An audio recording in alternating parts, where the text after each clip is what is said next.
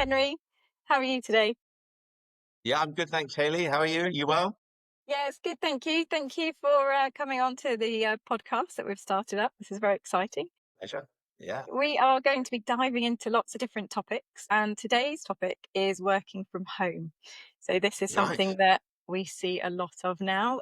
People coming into clinic with all kinds of various problems, such as back pain, shoulder pain, and knee pain, that and many more problems associated with working from home. And the idea of today is we're going to kind of question what people are doing, but also more interestingly, what people can cook with your skills, Henry, to make their lunches exciting. So an Great. interesting So have you, blend. yeah. So have you seen like you say people coming to clinic because of working from home? Is that kind of I guess since lockdown, has that been on the rise? And now we've seen like a kind of delay of people starting to get issues on the back of it. Yeah, you're absolutely right. People come in, so through lockdown, people were quickly having to work from home. So they Yeah, I were remember it setting up, well. yeah, terrible time, wasn't it? And people were kind of like sitting still on their bed and trying to balance the laptop on their knees, and then they were trying to work in front of the on the sofa, like trying to watch a bit of telly, probably, or Netflix at the same time, because no one knew how long this was going to go on for, the pandemic. And then people started to try and work more sensibly from a desk at home, which might be the kitchen table. Again, sometimes it's not always designed for that, and our bodies don't cope Right. with that very well. And so people started to come into clinic saying, I'm getting tension headaches, neck pain, back pain, because they'd been sitting there for 3 to 6 hours and anything up to 8 hours in a day trying to work from home and not always taking posture breaks and things that they needed to do. Yeah. So we saw lots of problems all the time. Gotcha. So the whole kind of like working from home thing, because I mean, I have never worked from home, and then obviously lockdown happened, and suddenly I found myself working from home a lot more, and or possibly not doing a huge amount of work, but definitely the kind of like the setup wasn't great. Like sitting at the kitchen table, um, uh, on a dodgy chair, like there was, I guess a lot more kind of like team schools and laptop working. Whereas I guess when you're in the office, you get distracted, you get up to go get a cup of coffee, you're kind of moving around a little bit more, maybe a bit more mobile, whereas when you're just on your own at home, it's quite easy just to kind of get into not moving. So do you then, I guess you get knock-on effects for, um, you know, if you do just sit still all day. Well, people don't realize the pressure that goes through their discs. So if so say for example, let's take a typical male who may weigh sort of 70 kilograms. If he is standing up, 70 kilograms will go through his spine.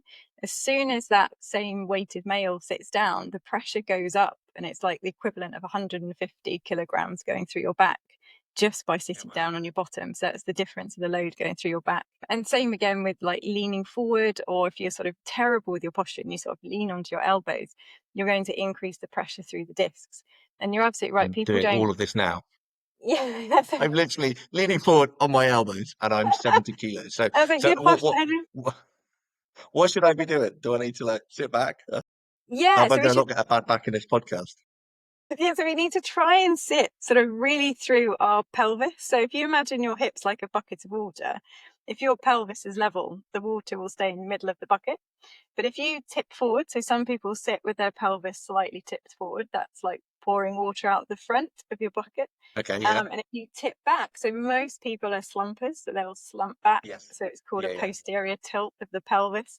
And that's like water pouring out the back of your bucket. And that's really bad for the lower back, to put a strain through the lower back. So we want to use the tummy muscles to sit up and upright through and onto our hips properly, and that stabilizes us really nicely. But there's things that you can do at home to kind of help your setup, because we all probably just put your laptop on, start working away, and you don't actually think about things like your screen height and how far away you are from your screen. Yeah. Do you do any of that, Well, Henry? at work, I've got like, well, at work, I've got, little risers and, I've got a nice chair that kind of is on wheels and bounces around a little bit and you can adjust it. Whereas, yeah, at home, it's just laptop on a table, normally crap everywhere that you just kind of push to one side. Like I don't have an office setup, so to speak, Yeah. because for me, it's more sporadic. Like it's not like, um, I'm not at home, often. Like it's once in a while, but I guess, yeah, you just kind of perch wherever. Actually, recently I've been doing it in the garden, which is quite pleasant. Yeah. But sitting on a dodgy garden furniture, Pretty is hard probably for the bum. yeah, hard for the bum, exactly.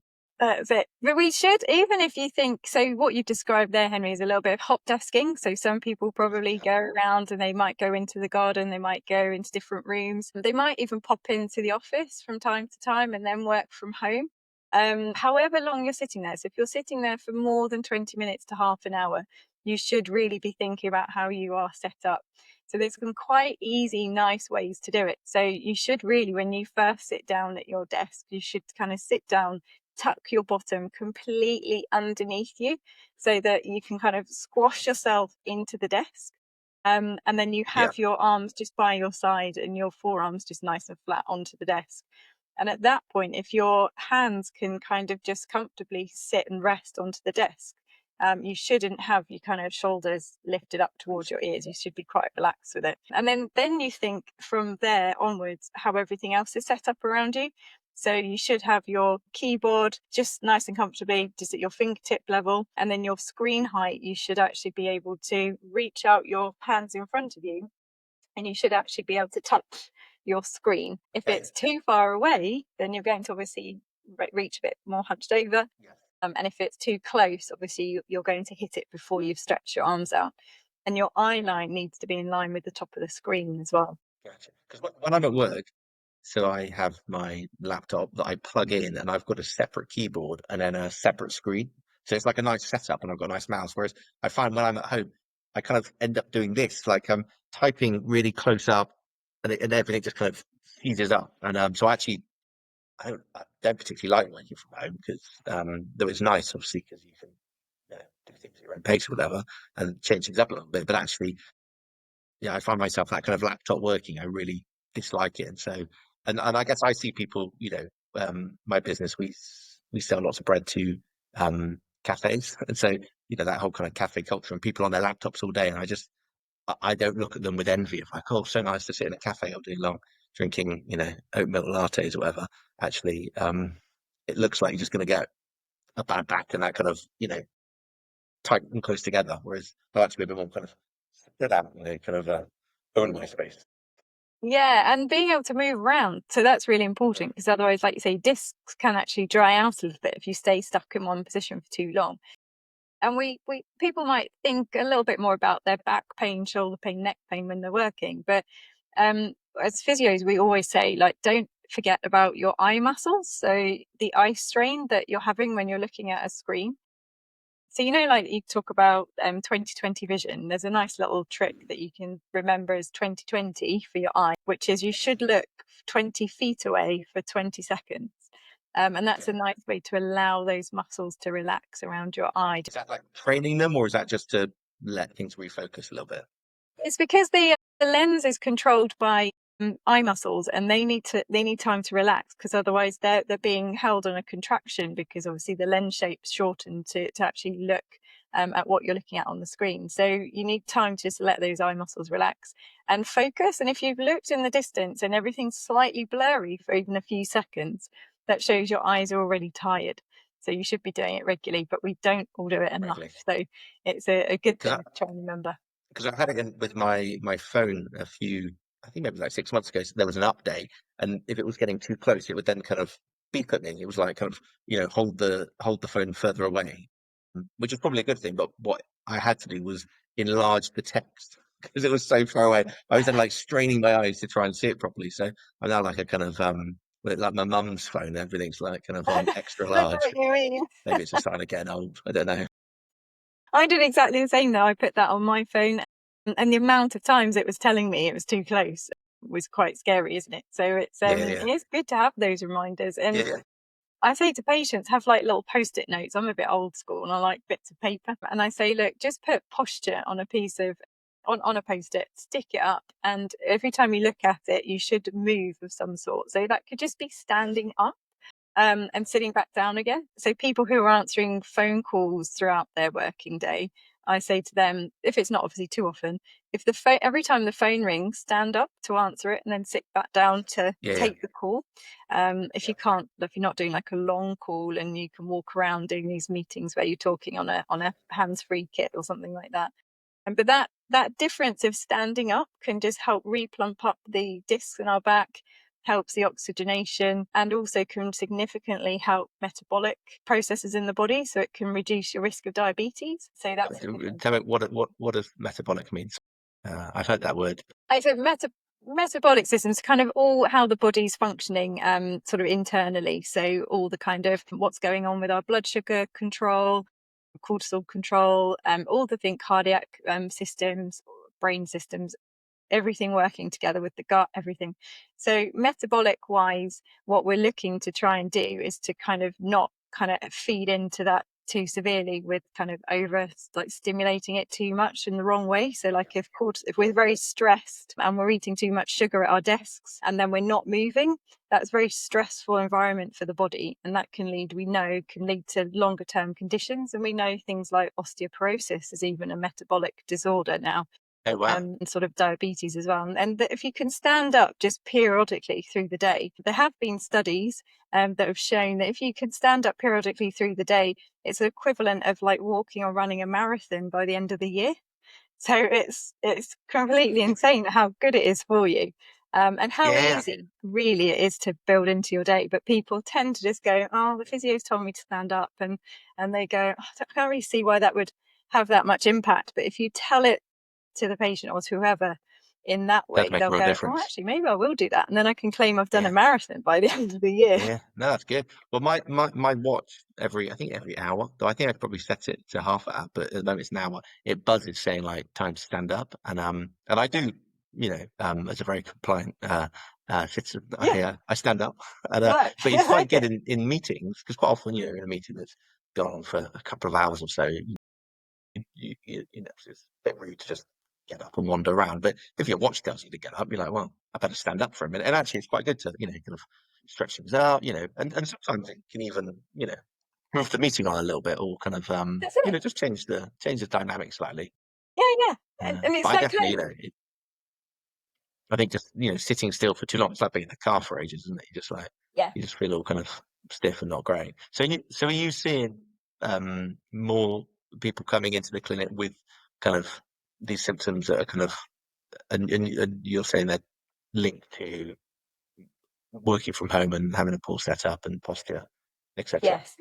Yeah, so I would say pretty much at least 3 or 4 times a day in clinics, I'm talking to people about how to be setting up their home setup, and actually looking at how they're sitting. I say to them, take a Yeah, picture and bring it in, and I'll have a little look, and going through some of the tips that we've talked about already, just to make such a difference to their day and showing them what exercises they can do. And brilliant. actually, sometimes people are on meetings and they feel too scared or too like they feel like, oh, I'll be a bit strange if I start moving around on a meeting and everyone's looking at me. And I'm like, well, that's what physios do all the time. We don't really care.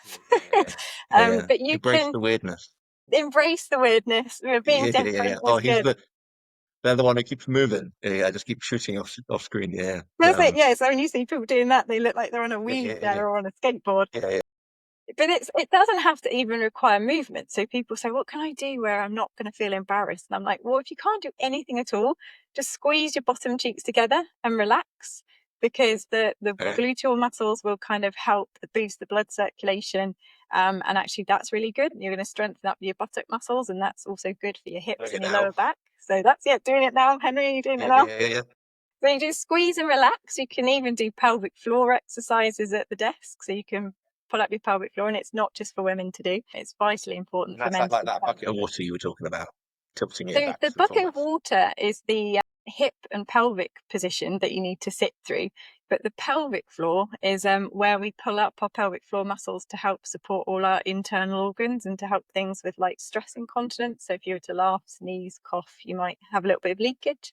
Um, Okay. Ladies have that more regularly I because do that. obviously Okay, having had okay. babies. But Gotcha. actually, Okay. men do have this problem later on in life, and it usually presents for men like going to the toilet a lot in the nighttime, and people go, oh, I'm getting old, I'm getting up in the nighttime. But actually, pelvic floor exercises for men are just as important as it is for females. So No way. trying to do those at the desk could really make a huge difference to Yeah. how things are I remember controlled. my dad used to have this like it was like a round bit of wood and then it had like a ball on the bottom and he used to like wiggle his feet like around and backwards and forwards. But is that kind of so he would when he was sat at his desk he always had it and I guess maybe a physio at some point had given it to him and I think it was to get his kind of legs moving. I don't know. Is that Yeah, it but sounds for like him he said it was like a reminder because he just had his feet on it all the time. So then he was always slightly kind of moving his legs around. Don't know. yeah, it sounds like the wobble board. So Yeah, almost yeah, like, do you remember as a kid you used to have a little ball and you had like a outside and you used to jump on them? I think they used yes, to be called like yes. jump Love that. jumpers or something.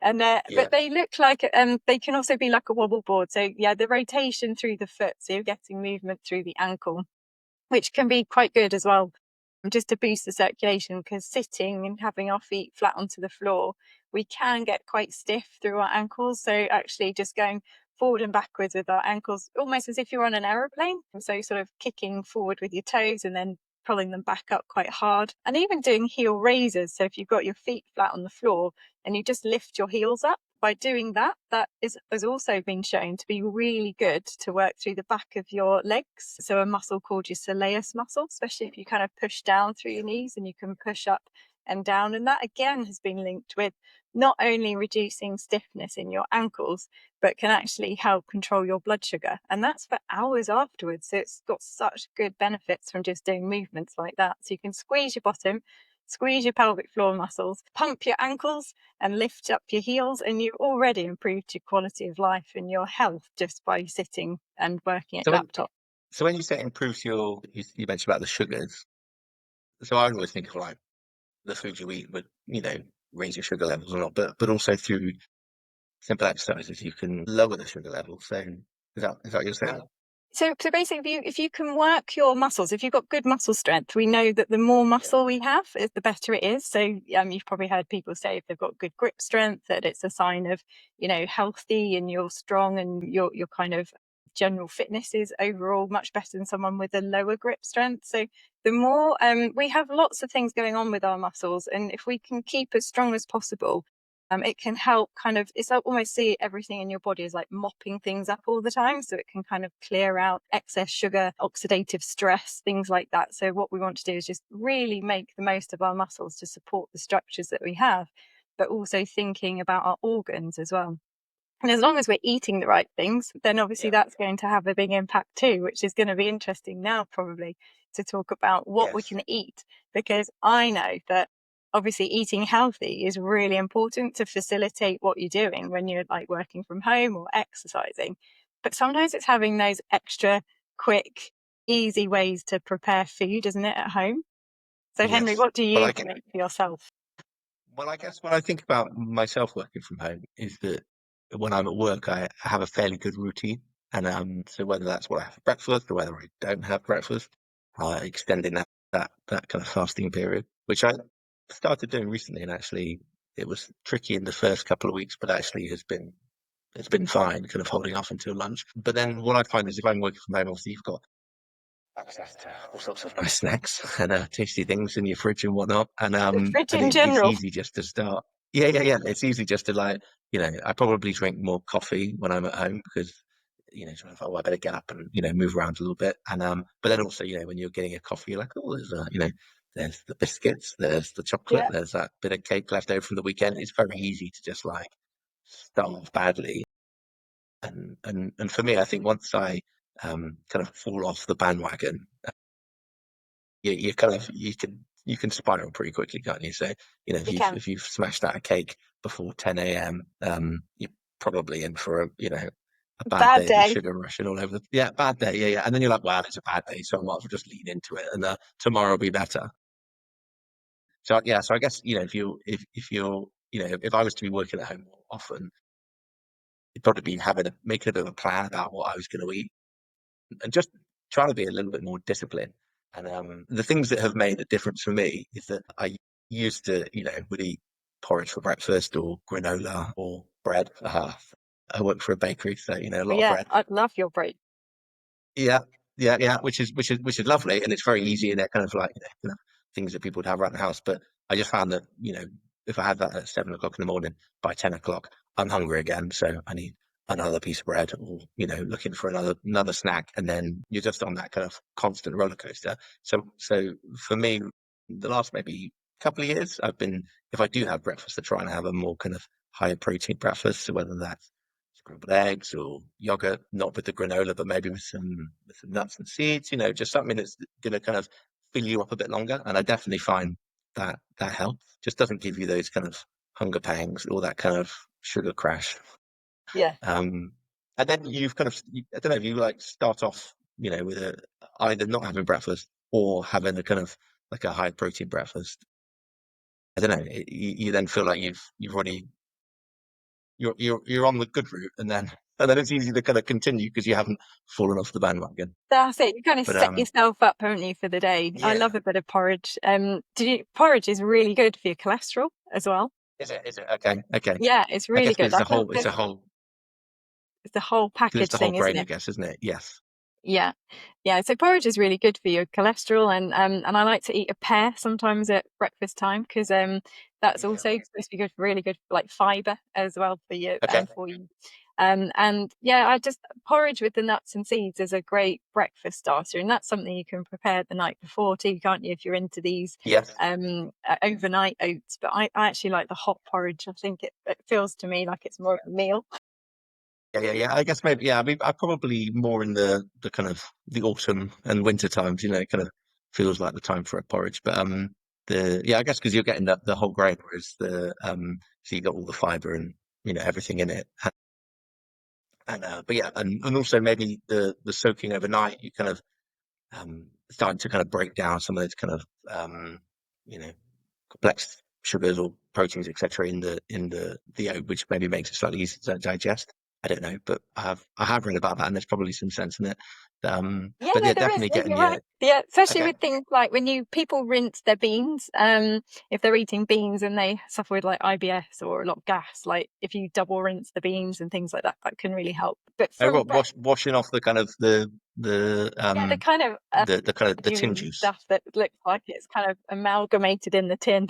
Yes. So if you kind of double rinse them, sometimes it can just lower your like chances if you get a bit bloated and a bit of wind if you're new to eating beans, and obviously you should start like slowly and build up your tolerance, things like that. But lunches, and I know that my patient and some of the patients in clinic that I see will struggle with making things that are healthy from scratch. And I've over the last several years, well, few years, with a daughter who's got a nut allergy, I love making things from scratch. Yes. And so making things like a simple, like a wrap or something that's not processed. I hate processed breads. Yeah, yeah, yeah. And obviously bread man here.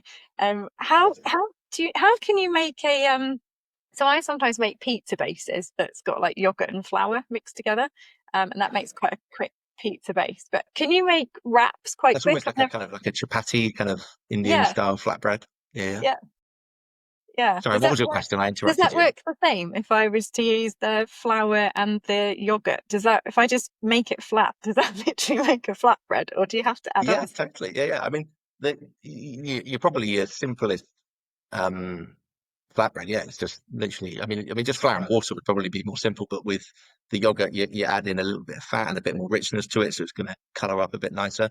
I mean, for me, when it comes to things like pizzas or flatbreads, the thing that can really change it is if you ferment it for longer. Because obviously, if you're just kind of mixing it straight away and then processing it, the flour is fairly like not like raw, that's maybe the wrong word, but it's as its most kind of complex. Whereas if you allow it to either ferment, so you either do it the day before and just allow it just to sit in the fridge, it starts to when you mix flour and water together, it kicks off loads of like enzymic reactions, and there's loads of magic and science happening. But basically, the wheat will start to break down, and the longer you can let it break down, the more digestible it is for you. So we see a lot of people have issues with like gluten intolerant, and then they move to either like a wholemeal or a spout, which is slightly kind of softer, or like a sourdough, which has got this kind of longer fermentation time. And actually, they find it's much easier for them to digest, and it's because a lot of the processing has happened before you come to eat it. Whereas if you eat flour kind of straight from the bag, you're going to get really bad indigestion. So cooking it, helps make it more edible. But if you can also give it a fermentation, that definitely helps. And also, well, I find if I, if I start with white bread and like a kind of your classic kind of tin loaf and have that with butter and jam, I'm going to be hungry in like 2 hours time. Whereas if you have like a rice sourdough or just any sourdough, that's something that's had like a long fermentation, and you have it with scrambled eggs, it's probably going to keep me going for a few hours longer before I'm hungry again. So, and I think a lot of that is one is obviously the sugars, but also that kind of slower fermentation. Just I think it makes it easier for your body to digest and kind of absorb the kind of nutrients from the flour. But yeah, I mean mixing, I guess for me, kind of the starting point is the shopping. So, if you've got a house full of crisps, Kit Kats, You're going to reach for them, aren't you? pre-made stuff, it might look like good stuff, but actually it's all processed food essentially. It's been designed to be addictive. It's been designed to be tasty and make you want to eat more. Like there's a reason when once you pop, you can't stop. If you eat one Pringle, you're probably going to eat the whole tub. That's not an accident. They've done that because they want you to eat more Pringles. If you made your own Pringles, like obviously don't make Pringles, but say you, I don't know, roasted up some potatoes, or like chickpeas, for example, you can dry them off, drain them off, and then roast them with some spices, a bit of za'atar, or some paprika, a bit of some seeds and adding stuff in there. You can almost make your own little kind of crunchy little snack. You're going to eat way less of them because they're just not as moreish. Like they'll be tasty and they'll fill you up and they've got a good bit of protein, but you're not going to eat like a whole Pringle worth of them. And so for me, I think it's about just trying to be a bit conscious of not having too many kind of processed foods in the house. Yeah. It's really difficult when you've got kids who want lunch boxes and peer pressure, and it's just easy. And quite often the shops, they make it really hard to find the natural products, because we're just kind of constantly bombarded. But I think, I know that if I'm a fairly conscious shopper, my wife does quite a lot of the shopping as well, and she's also fairly aligned. We both kind of take this quite seriously. The temptation then isn't there. If you haven't got loads of biscuits and cakes and crisps, well, you can't eat them. So you're just going to have to find something else. And then whether that's reaching for some whole nuts, obviously not for you, but I can something, eat them, but or even like I actually find like parmesan, like kind of you can't eat a whole thing of parmesan because it's far too salty. You're definitely going to get it would be be a bit bored of like, it. But actually, like it's for me, it's like it's salty. It's like high protein. It's unpasteurized. The milk, so it's got it's not had all of the kind of the goodness boiled out of it. So it's really and it's delicious. So I quite often, if I'm at home and I'm just feeling a bit peckish, I just have a little bit of parmesan, and actually, do you it grate it sounds or quite. just like cut it in a chunk No, I and literally, I just chop it. No, yeah, I wouldn't like chew off it. Yeah, I just kind of chop a few slices. like the carrot? Yeah, yeah, exactly. Yeah, and a bit of carrot, a bit of cucumber. I grow quite a lot of my own veg. And at the moment, I've Yeah, got me too. cucumbers coming out. Literally, it's like 10 a day, and yeah, I just bit of them with a bit of olive oil and salt and pepper and a bit of vinegar. Delicious. That's a good snack. Yeah, that's always a It good tastes snack, isn't it? delicious. Having and lots of choice. So like having a few nuts, like you say, a little bit of cheese, having a Yeah. little flatbread or something like that. But in terms of lunches, what would you normally eat, Henry? For like if you had to make yourself something tasty, what would you cook yourself up for Well, lunchtime? If you're okay. busy. My wife works at home quite often. Quite often, lunch, you don't want to spend hours doing it because you might have meetings, so it needs to be kind of fairly quick. So if we're going to be at home for a few of us in and out throughout the week, it's quite good to make one big thing that's then going to last and give you a few days. For me, obviously, soup is a great option.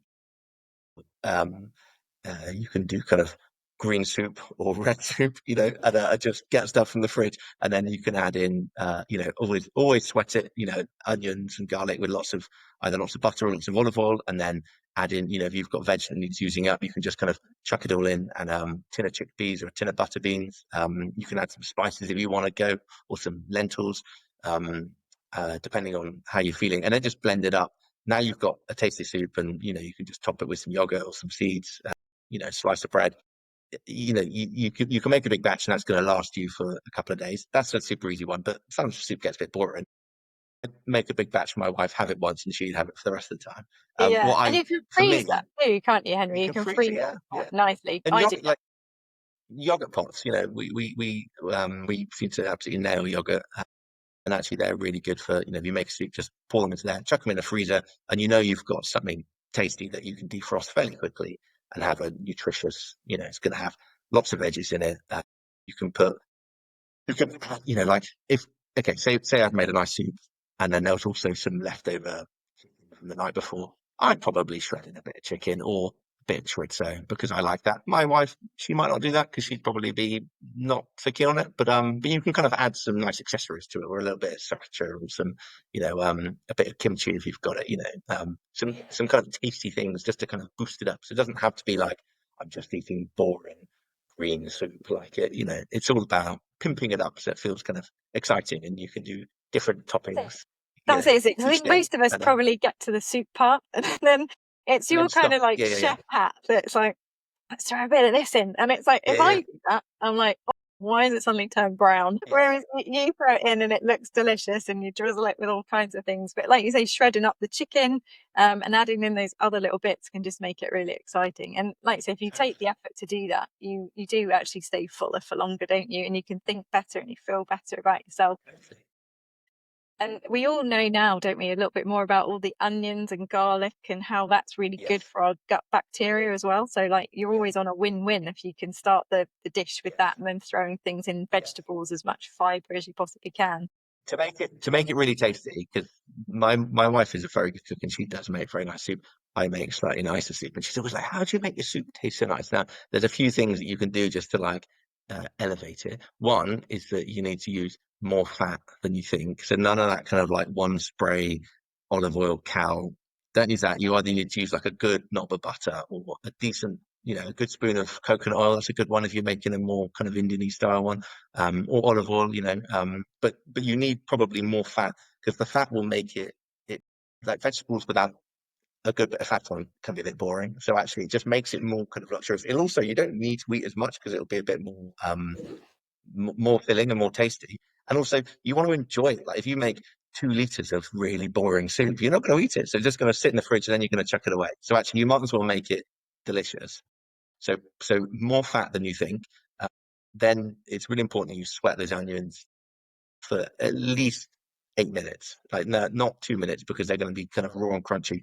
They need to have plenty of time in the pan on their own with a good bit of fat just to kind of really break down the cell walls, and then they go slightly sweet and they're going to add a real nice depth of flavor. It's at this point that you could add a slug of, if you've got a bottle of wine that's not been drunk, Yeah, and everybody's you could left. just add a bit of that. It's going to add some nice bit of acidity. Acidity is really important. So when you when you think of like an olive or a caper in your mouth, quite often just the thought of it can make you salivate, and actually acidity helps kind of like heighten your taste buds and it makes things more delicious. Acidity is super important. So you need lots of fat, you need to Yeah. heat it properly, and then some acidity, and then of course make sure you season it. Now, obviously, if you're feeding it for your kids, you might maybe season less because they don't want so much salt. But I like quite salty food, so I would always season it quite heavy. But that's probably the chef in me of just being kind of No, fairly that sounds heavy-handed. good. But you can always do that, if you like it less salty and your partner likes it more salty, you can just do that in your bowl, can't you? But Yeah. making sure it's well seasoned is And important. what can you add if you don't want to use wine? What could you Yeah. add instead to give it that kind of acidity? Like vinegar is great, or lemon, like just any kind of acid. Yeah, like I mean, Is it the Liam Perrinsy type ones, or is there something yeah, yeah. better? Well, Liam Perrins is, it's like an umami bomb. So you've got that's like the sixth flavor, I think they call it. It's like some scientists came up with it. But it's the flavor you get on like anchovies or like an aged parmesan or like dry aged beef or like mushrooms or seaweed. So it's this kind of like this savory flavor that gives them. It just makes things really moreish, and actually lots of really like Pringles or Yeah. knickknacks or whatever, Doritos are absolutely covered in MSG, which is like a kind of synthetic monosodium glutamate, which essentially is the umami. It's like a synthetic umami flavor, and it makes things really worse. So the kind of the classic is the Chinese takeaway. They shake it They all put over it, quite a bit on. and I'm you go, actually "Oh, that was allergic sauce to was so that. tasty." Yeah, Oh, well, there you go. so I know if it's in food because I will throw up. I really okay, fine, okay. But you can find it naturally occurring in lots of fermented foods. So things like Liam Perrings, which has it's like tamarind and then fermented fish, and it's that fermented fish that gives it that kind of umami flavor. So if you've made something and it's tasting a little bit thin and a bit kind of a bit lacking, something like either a bit of acidity, so some lemon juice or vinegar, or something like Liam Perrings will just kind of boost those flavors and make it taste nice. The other thing is also not to. I've eaten far too many or been given far too many watery soup, so Yes, it's been stretched too far, and I yeah. think Needs to um thicken up, doesn't it, with something? just take it out a little bit, yeah, yeah. And there's only so much Liam Perrings you can put into a watery soup Yeah. before it still won't taste very nice. So I think Because do you know what I really love, Henry? I love a really good thick tomato soup. And when I first ever made tomato soup, I think I made the mistake that probably a lot of people make, and that's making it with the onions and the tomato. And I roasted the tomatoes, and I did a stock cube. And I was like, why is it so thin? And then I added in the creme fraiche and all of that, and I was like, oh, that's a bit better. But if you got any extra tips for thicker, tastier, chef standard tomato soup? well, I think yeah. I mean, I guess if you at the moment I've also got loads of courgettes, and so kind of onions, olive oil, garlic, and courgettes blitzed up. It's going to be a bit boring, and they're going to be a bit wet. So kind of roasting them or cooking them first, will get a bit more flavor and get some of that moisture out. But actually, a tin of butter beans or chickpeas or haricot beans they're gonna add some good like Thickness. a good bit of fiber, a good bit of thickness to it, but actually they're quite tasty. And you can get some really good beans. I'm actually quite I actually quite like cooking my own beans. My wife, I come down and she's like pre-soaking them, and it's much cheaper. So you can buy like organic organic beans. You just soak them overnight, and the thing that's made it much easier is getting a pressure cooker. But I don't know if you ever used a pressure cooker, but they're like the your thing your dad might get out at Christmas for the Christmas pudding, and it fizzes and hisses. But actually, they are a great bit of kit because they cook the beans in, let's say, 30 minutes. They come out perfect, and the liquid that is left at the bottom, you can use that in your, it's basically like a stock, so you can use that to go into your soup as well. And it's much cheaper and they're so much tastier than the tinned ones. They're probably not as tasty as those really posh ones you get in the Spanish ones in the jar, but they're about a fiver a pop, and £5, aren't it's they? quite. Yeah, yeah, yeah, yeah, yeah. It's you've got to really be into soup to put £5 worth of Oh yeah. chickpeas And if you don't on the have a side. pressure cooker, can it work just as If you well? If well, you can just cook them in a pan, but I guess they just take a little bit longer. And what I've done lots of times in the past is they're just simmering, and then you wander off because they take maybe 2 hours. Like a butterbean might take 2 to 3 hours, and then it goes dry, and then you burn, and you end up with like an inch of blackened butter beans on the bottom of your pan, which no one's a fan of. But yeah, you don't have to buy a pressure cooker and cook them from scratch. Tinned it sounds beans like a are good thing to perfect, invest if you do eat a lot of soup, though. Yeah, yeah, But but if you're maybe but if you're do working a from home and runner you're looking before the to washing up. Just don't exactly, get lumbered with the and then washing up. and then if I was to have another dish that I think is really good is something like a frittata. I think eggs are a great, they're in terms of like a food, they've got everything, haven't they? Great They've got protein. protein, they've got the fats, they've got all of the lovely numbers that are probably really good for you, and they're fairly accessible. A lot of people have eggs in their kitchen, and it's quite easy just to with I don't know some eggs, bit of cream, some cheese that you've got knocking around. We've always got like half a packet of feta or a bit of parmesan or something that needs using up. So you can, Yeah. and then just sweat down some onions. You can have some sliced potatoes in. You can put some pepper, capers, whatever you've got. Really, just like It tasty doesn't matter bits that what order you're doing this in, doesn't you're just kind of throwing exactly. it in. Just chuck it in, and then in with if your pan isn't non-stick or you haven't got a decent pan, quite often a good tip is to cook all your veg and get it ready. Take it out of the pan and then line it with some greaseproof paper, and then put the veg back in. Pour your eggs and cream that have been seasoned, and then you can just gently cook it on top of the stove, and then pop it in the oven under the grill, or just at like 180 for about 10 minutes or so, depending how long, until it's done, and then it'll tip out nicely. And Sounds good. it takes the same amount of time to make one portion as it does to make eight. So, Yeah, and that sounds like because that's you, quite a thick, like omelette type yeah, style. yeah, exactly, yeah, Yeah, that it's that like a sounds really, quiche without the yeah. pastry. That's it, So yeah. you're not So getting that kind healthier of for your heart, yeah, and you're getting the exactly. protein from the egg, and the vegetables are always going to add extra Yeah, fiber and extra yeah, extra source of yeah. vitamins and minerals. And what happens if you're the only person working from home? So there'll be a lot of people who just the husband or the wife works from home. Can you obviously once you've cooked that, you've got to try and eat quite a lot of that. Yeah. Does it last in the fridge for very long, Henry? Well, I mean, I Depends guess, how many hungry mouths. yeah, like 4 days. I mean, depends how good your fridge is, really, isn't it? But like, I wouldn't make frittata and freeze it. I don't think, like, you could, but it's not going to be as nice. Whereas something like soup, you can happily freeze. Yeah, I think other things is like, like dressing, like, um, you know, having some, like with your frittata, having some green salad, you could grate up some carrot, you could put some seeds, some other yeah, tasty little bits, watercress. but having a really nice dressing to go with it. And obviously lots of the kind of pre-made dressings are full of sugar or they're full of emulsifiers so they don't split, and so they kind of come out the jar nicely, and they're not good, like don't even buy, don't ever buy a dressing. You can just make it yourself, and you just, just like a little bit of mustard, bit of, you can put a bit of honey, or don't need any honey, some lemon or vinegar, some olive oil, and then just shake it, and it will split, but that's fine. You just shake it up again, pour a bit over your Yeah. salad, and you can make a big batch and just keep it in your fridge for. I mean, it will last for weeks. Yeah, yeah, I love making that. Do you use different types of vinegars, or do you just use the like apple cider vinegar, which is supposed to be really good Yeah, for you, but you're supposed to have that's that probably before you eat? that's probably the go-to, the apple cider vinegar, just because I think it's got your mother in it, which always sounds a Yeah. bit weird, kind of drinking your mum. Or the apple for mum. But yeah, I mean, whatever you want, really. I mean, I guess it's just that acidity. So you can buy some really fancy, um, uh, as a chef, you can buy some beautiful kind of like sherry vinegars or Cabernet Sauvignon vinegars, etc. You don't need to go to that.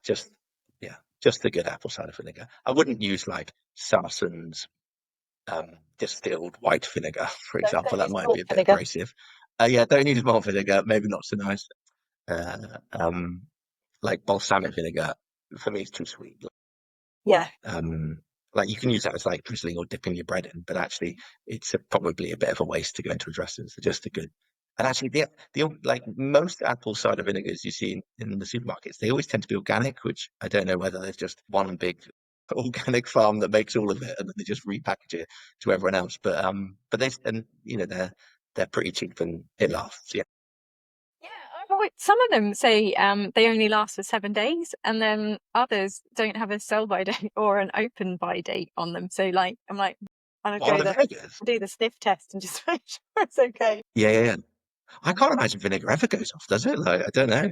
I've bought some organic ones that say use within 7 days, and then I feel really bad because then I'm like, if I haven't got through it all, I'm like, "Ah, it says throw out." But yeah, I never Yes. know if that's quite right or not.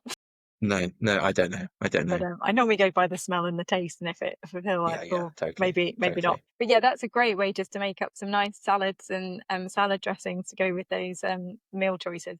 So there's some quite easy, Yeah, nutritious but delicious recipes yeah. to do for lunch there, Henry, isn't there? And Yeah. then how I would think people it's package their lunch to go into the office? There's nothing worse than a soggy sandwich, is there? It's kind of got soggy. Yeah, yeah. Well, fluff.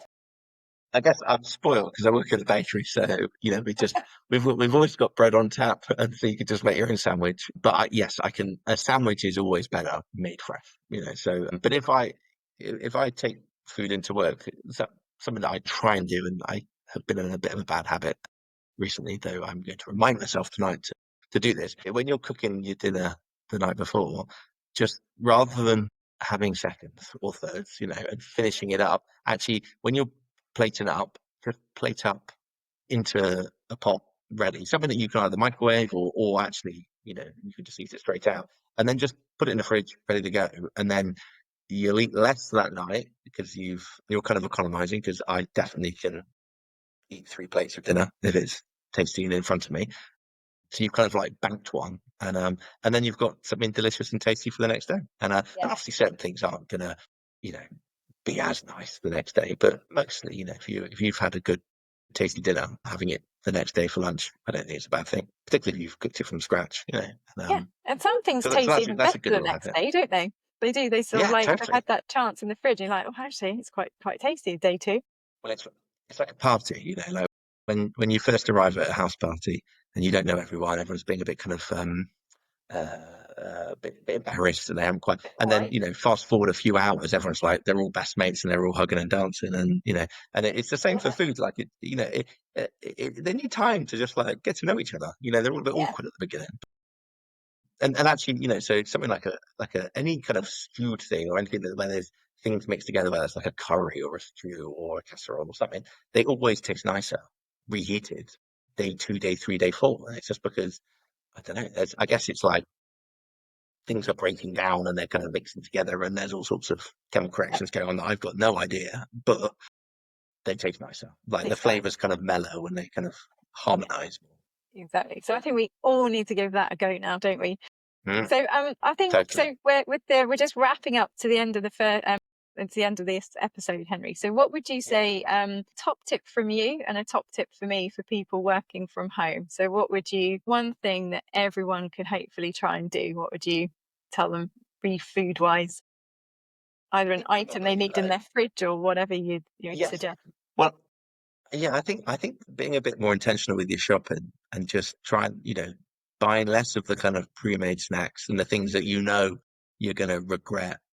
Like you might have bought them for the weekend when you can be a bit naughty and you're living your life a little bit, but actually on a Wednesday you're going to regret eating. So just don't buy it. Like buy things that make you have to cook from scratch, because then it's a good exercise and you get out of your chair, you do a bit of cooking. It doesn't have you're not cooking a Michelin star meal. You're just making some soup, but it's only going to take you 20 minutes. Like it's not a massive chore, but just be a little bit more intentional. And I think Yeah, once you kind of get into those good habits, it'll make it easier, and hopefully visit the physio less. exactly, exactly. It's gonna Maybe. fuel you from the inside out. And in terms of a last top tip from me would be take that extra time before you sit down at your desk to actually set it up correctly, even if you think you're not going to be there for very long, because most of the time, let's be honest, we're probably all at the laptops and phones and things far too long. So just value your back and your spinal discs and your eyesight to just take that extra time to sit up straight. I saw you sit up straight there, Henry. That's good. Yeah, remembered. Oh, so it's been a pleasure to chat. And Yeah, we look definitely. forward to chatting on the next podcast. We'll see you soon. Yeah, brilliant. Thanks, Hayley.